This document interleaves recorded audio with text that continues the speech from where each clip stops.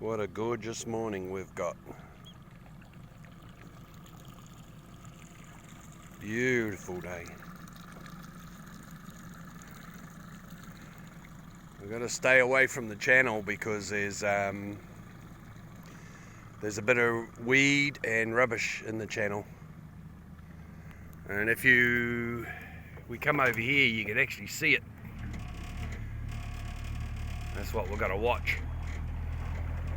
You can see all the sediment in the water. We don't really want that in our nets. So we'll just be patient and wait a minute.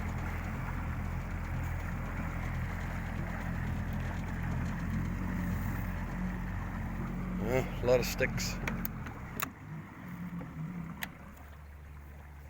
So we just have to wait. Tide's not quite right. But yeah, what a gorgeous day. Absolutely stunning. You can't complain at today. There's meant to be rain later.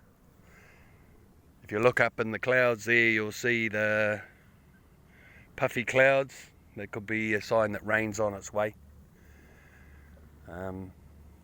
But yeah, what a day. We'll just wait a minute. And then once we start running the nets out, I'll